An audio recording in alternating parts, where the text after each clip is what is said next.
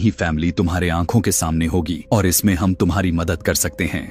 इसके बाद रॉकेट और हल्क नॉर्वे चले जाते हैं। वहां पहुंचकर देखते हैं कि थोर की तो लगी पड़ी है। उसे देखकर ऐसा लग रहा था कि अब वो किसी भी काम का नहीं रहा, क्योंकि वो काफी लेजी होने के साथ साथ काफी फैटी भी हो चुका था और अब उसका इन लड़ाइयों से कोई कनेक्शन नहीं रहा था। लेकिन वे दोनों उसे समझाने लग जाते हैं और उसे कहते हैं कि अगर ये टाइम मशीन काम कर गई तो तुम थानोस से अपना पुराना बदला ले सकते हो और साथ ही हम इस यूनिवर्स से खत्म हुए लोगों को दोबारा जिंदा भी कर सकते हैं। अब थोर भी उनकी इस बात पर एग्री कर जाता है और उनके साथ मिल जाता है और इसके साथ ही टाइम मशीन की टेस्टिंग शुरू कर दी जाती है, जहां पर एवेंजर्स यानी सुपर हीरोज अलग ग्रुप्स में अलग टाइम लाइन के साथ एक दूसरे जगहों पर जाने के लिए सेपरेट हो जाते हैं। इसके बाद हम देखते हैं कि टोनी स्टार्क, हल्क, एंटमैन और कैप्टन अमेरिका 2012 के टाइम में पहुंच चुके थे, जहां पर न्यूयॉर्क में वॉर चल रही थी। 2012 के टाइम लाइन के अकॉर्डिंग वहां पर 3 इन्फिनिटी स्टोन्स मौजूद थे, जिनमें एक था टाइम स्टोन, एक था माइंड स्टोन और एक था स्पेस स्टोन। माइंड स्टोन वही था जो थानोस ने खुद लोकी को दिया हुआ था। अब टोनी और एंटमैन स्पेस स्टोन को लेने के लिए एवेंजर्स टॉवर चले जाते हैं, लेकिन वहां पर पहुंचते ही एक गलत ही कांड हो जाता है। यहाँ पर 2012 वाला हल्क आकर उनका काम को ही खराब कर देता है, क्योंकि उनके हाथ से स्पेस स्टोन निकलकर बाहर लोकी के पास आ जाता है और लोकी उस स्टोन को लेकर अपने साथ चला जाता है। दूसरी तरफ कैप्टन अमेरिका का सामना स्टीव रॉजर यानी अपने ही हम शकल से हो जाता है, यानी 2012 वाले से। यहाँ पर कुछ टाइम के लिए उन दोनों के बीच फाइट होने लग जाती है, लेकिन फाइनली लेटेस्ट वाला कैप्टन अमेरिका माइंड स्टोन को लेकर वहाँ से चला जाता है। इसके बाद हल्क टाइम स्टोन को लेने के लिए जाता है, लेकिन वहाँ स्टोन डॉक्टर स्ट्रेंज के पास नहीं बल्कि उसके गुरु माँ के पास होता है। यहाँ पर हल्क गुरु माँ से टाइम स्टोन को मांगने लग गया, जिस पर गुरु माँ उसे कहने लग गई कि अगर मैंने तुम्हें टाइम स्टोन दे दिया तो इस पूरे यूनिवर्स में बहुत सारे टाइम लाइन्स बन जाएंगे, जिसकी वजह से हमारी टाइम लाइन बिगड़ जाएंगी और यही काम मैं बिल्कुल भी होने नहीं देने वाला। तब यहाँ पर हल्क गुरु माँ को काफी समझाने की कोशिश करता है कि फ्यूचर में काफी बड़े बड़े हादसे होने वाले हैं, जिसके लिए मुझे इस टाइम स्टोन की सख्त जरूरत है, लेकिन फिर भी गुरु माँ उसकी बात मानने से इनकार कर देती हैं। तब यहाँ पर ब्रूस बैनर उन्हें कहने लगा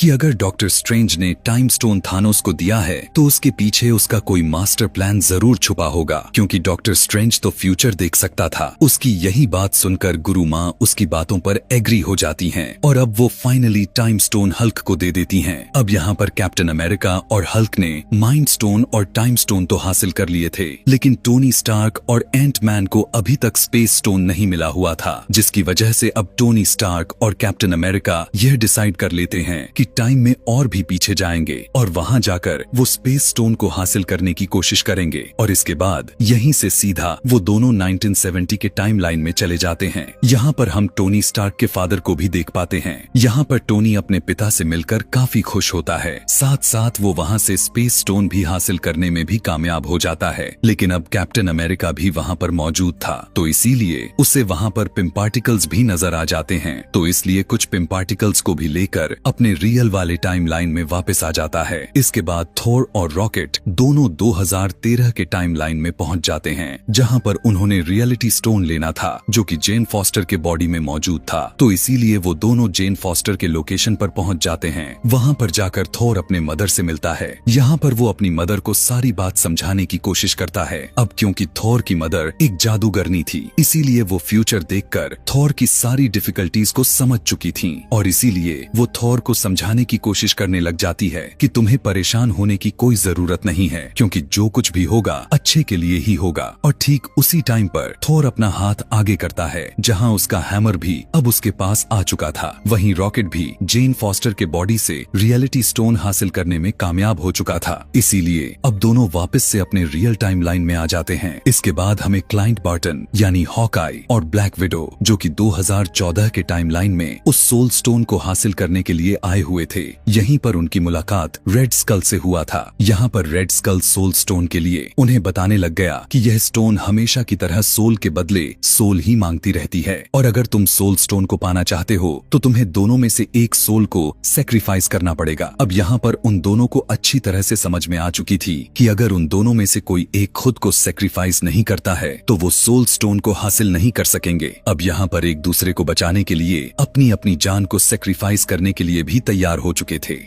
इसी दौरान इन दोनों के बीच काफी ताबड़तोड़ फाइट शुरू हो जाती है, लेकिन यहाँ पर नताशा सोल स्टोन के लिए खुद को सेक्रीफाइस कर देती है और अब finally Clint Barton soul stone हासिल कर चुका था और यहीं से वो भी अपने असली टाइमलाइन में वापस आ जाता है। इसके बाद सीन शिफ्ट होकर जेम्स रोड्स और नेबुला पर आता है, जो कि 2014 के टाइमलाइन में भी ये दोनों टाइटन्स प्लैनेट पर पहुंच जाते हैं, जहां पर पीटर क्विल पहले से ही मौजूद था। और इसके बाद वो सभी पावर स्टोन को हासिल करने के लिए चले जाते हैं और जब ये दोनों उस जगह पर पहुंचते हैं तो ये पीटर क्विल को बेहोश करके उसके पावर स्टोन को जैसे ही लेने वाले थे तभी पुरानी नेबुला की वजह से यादें आने लग जाती हैं, जिससे उसका खुद का ट्रांसमीटर खराब हो जाता है, जिसकी वजह से नेबुला वहीं पर गिरकर बेहोश हो जाती है, जहां पर थानोस की टीम आकर नेबुला को प्रिजनर बना ली थी। अब क्योंकि नेबुला एक ह्यूमनॉइड थी, यानी आधी इंसान के साथ साथ आधा एंड्रॉयड, जिसका फायदा उठाकर थानोस उसकी सारी यादें मेमोरी को स्कैन कर लेता है। साथ साथ 2014 वाले थानोस को 2023 में होने वाले सारे कांड दिख जाता है। उसे यह पता चल गया था कि फाइनली उसने खुद सारे के सारे इन्फिनिटी स्टोन्स को हासिल कर लिए हैं और साथ ही साथ आधी से ज्यादा पॉपुलेशन को पूरे यूनिवर्स से खात्मा कर चुका था, जिसकी वजह से अब उसका मकसद पहले से अब और भी ज्यादा मजबूत दिखाई देने लग चुका था। साथ ही अब थानोस नेबुला से उसकी पिम पार्टिकल्स को भी ले लेता है और वो उसे काफी एडवांस वर्जन में बनाकर अपने पूरे टीम के साथ अर्थ पर 2023 वाले डायमेंशन में आ जाता है। इसके बाद सभी एवेंजर्स मिलकर सारे इन्फिनिटी स्टोन्स को एक नए गोल्ड वाले आर्मर में लगा देते हैं। अब यह बात यहाँ पर निकलकर सामने आती है कि इस नए गोल्ड आर्मर को कौन यूज करेगा, जिसकी वजह से वो सारी पॉपुलेशन जो इस यूनिवर्स से खत्म हो गई थी वो वापस आ जाएगी। इसीलिए सबसे पहले यहाँ पर थोर आगे आता है, लेकिन हल्क उसे कहता है कि इसके अंदर काफी सारे गामा वेव्स हैं और अगर तुमने इसका यूज किया तो तुम्हारा काफी बुरा हाल हो जाएगा, तो क्यों ना इसका यूज खुद मैं ही करूं, क्योंकि मैं भी तो गामा वेव से ही बना हुआ था। इसके बाद जैसे ही हल्क उस गोल्ड आर्मर को पहनता है और चुटकी बजा देता है, लेकिन यहाँ पर हल्क की हालत बहुत ही ज्यादा खराब हो जाती है। अब हालांकि थानोस ने भी सारे इन्फिनिटी स्टोन्स को हासिल करने के बाद ही गोल्ड आर्मर को यूज किया हुआ था, लेकिन उसे कुछ भी क्यों नहीं हुआ था। और यहाँ पर हल्क के साथ ऐसा इसलिए हुआ था क्योंकि हल्क के मुकाबले में थानोस उससे काफी ज्यादा ही पावरफुल था और यही वजह होती है कि यहाँ पर हल्क की काफी बुरी हालत हो चुकी थी, लेकिन उसकी चुटकी बजाने की वजह से वो सारी पॉपुलेशन जो यूनिवर्स से पूरी तरह से खत्म हो चुकी थी अब वो वापस आ चुकी थी। तब इस बात की वजह से वो सारे एवेंजर्स काफी खुश हो जाते हैं, लेकिन उनकी यह खुशी ज्यादा टाइम तक टिकने वालों में से नहीं थी, क्योंकि उसी टाइम पर थानोस भी पास्ट से अपने लोग और शिप के साथ रियल टाइम यानी 2023 में पहुंचकर उन लोगों के लोकेशन को बॉम्ब से उड़ा देता है, जिसकी वजह से वहां पर काफी बड़े बड़े ब्लास्ट हो जाते हैं, वहां के सब कुछ डिस्ट्रॉय हो जाते हैं। साथ साथ थानोस भी काफी गुस्से में आ चुका था और इस बार वो चाहता था कि वो सारे इन्फिनिटी स्टोन्स को हासिल करके आधी पॉपुलेशन के बजाय इस यूनिवर्स की सारी पॉपुलेशन को ही खत्म कर दे और इसके बाद वो एक नया यूनिवर्स बनाए जहां सब लोग थानोस को अपना गॉड समझे, उसे सबसे ज्यादा इंपॉर्टेंस दें। और यहाँ पर अब काफी खतरनाक तरीके से फाइट शुरू हो जाती है। यहीं पर काफी घमासान वाली सीन्स भी हमें देखने को मिलते हैं, क्योंकि थानोस की टीम एवेंजर्स यानी हमारी सुपर हीरोज एक दूसरे के आमने सामने आकर लड़ रहे थे। इधर क्लिंट बार्टन उस गोल्ड आर्मर को लेकर भागता है। इसके बाद हमें दिखाया गया कि कैप्टन अमेरिका हैमर को ले लिया था और यहीं से वो थानोस से लड़ने लग जाता है। यहीं पर हम कैप्टन अमेरिका और थानोस के बीच एक काफी जबरदस्त फाइट देखते हैं, लेकिन थानोस के आगे टिकना कोई आसान बात नहीं है, क्योंकि थानोस उन सबसे ज्यादा ही पावरफुल था। अब यहाँ पर थानोस की टीम एवेंजर्स पर पूरी तरीके से काफी भारी पड़ती हुई दिखाई दे रही थी, इसीलिए सभी हीरोज हार मानने के करीब पहुंच चुके थे। लेकिन उसी टाइम पर 5 साल पहले लड़ाई करने वाले सारे के सारे एवेंजर्स और काफी सारे तरह तरह के सुपर हीरोज भी उनकी मदद करने के लिए आ जाते हैं, जहां पर पहले ब्लैक पैंथर की टीम आगे आती है।